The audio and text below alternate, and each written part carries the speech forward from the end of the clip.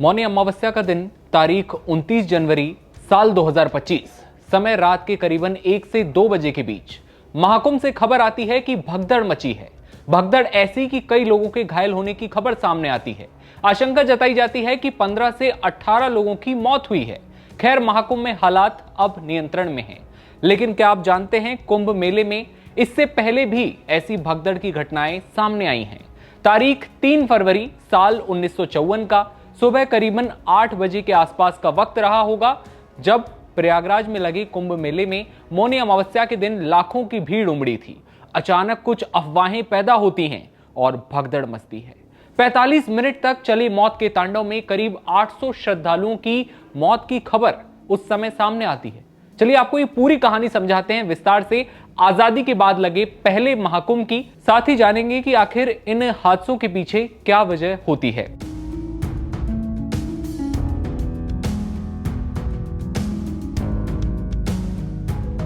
नमस्ते, मेरा नाम है दिव्यांशु और आप देखना शुरू कर चुके हैं एनबीटी ऑनलाइन।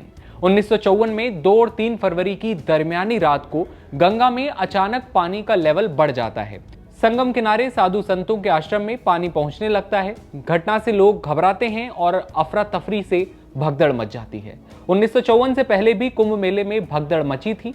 साल 1992 में उज्जैन के सिंहस्थ कुंभ मेले के दौरान मची भगदड़ में 50 से ज्यादा श्रद्धालुओं की मौत की खबर थी। महाराष्ट्र के नासिक में 2003 के कुंभ मेले के दौरान 27 अगस्त को भगदड़ मची थी। इस भगदड़ में 39 लोगों की मौत की खबर। उत्तराखंड की बात कर लें, हरिद्वार में 2010 में कुंभ मेला लगता है और इस दौरान 14 अप्रैल को भगदड़ मची। इसमें 7 लोगों की मौत की खबर सामने आती है।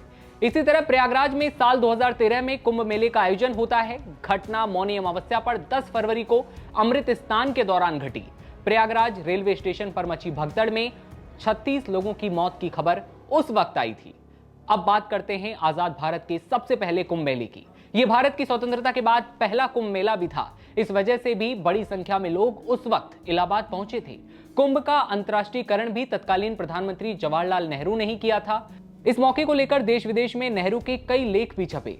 उस साल कुंभ मेले में करीब 50 लाख श्रद्धालु पहुंचे थे।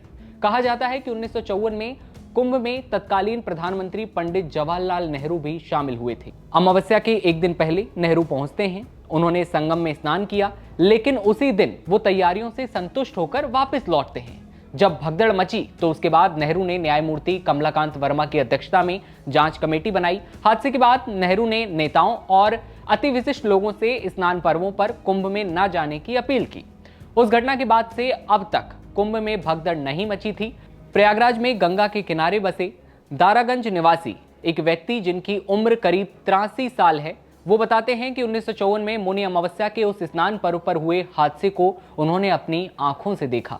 दरअसल हुआ ये कि उस दिन अखाड़ों के शाही स्नान के दौरान ही ये अफवाह फैलती है कि प्रधानमंत्री नेहरू का जो हेलीकॉप्टर है वो मेला क्षेत्र में आ रहा है, और अफवाह पर यकीन करते हुए लोग उन्हें देखने के लिए भागने लगते हैं।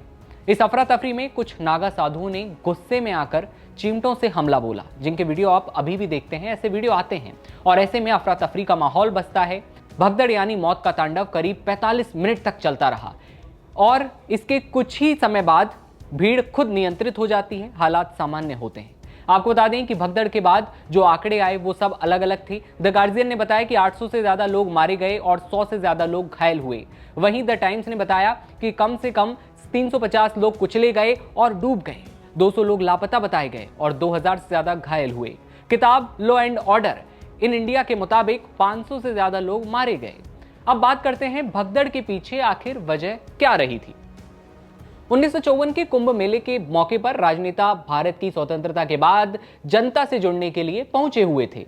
यह स्वतंत्रता के बाद पहला कुंभ मेला था। इस आयोजन के दौरान कई प्रमुख राजनेताओं ने शहर का दौरा किया और कहा जाता है कि भीड़ नियंत्रण उपायों की विफलता और बड़ी संख्या में राजनेताओं की उपस्थिति ने इस भगदड़ को अंजाम देने का काम किया था।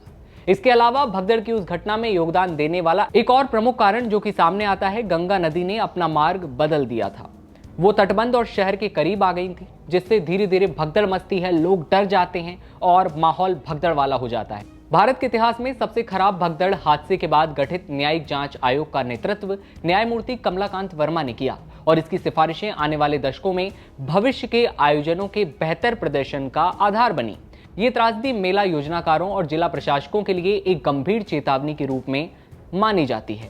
ये त्रासदी अपने आप में हैरान करने वाली थी, लेकिन अब साल 2025 तारीख 29 जनवरी की जब फिर एक बार भगदड़ मचती है। रात के 1 से 2 बजे के बीच भगदड़ की खबर आती है, कई लोगों के घायल होने की खबरें आती हैं। हालांकि हालात नियंत्रण में हैं और मौत के आंकड़ों की अभी प्रशासन ने कोई पुष्टि नहीं की है।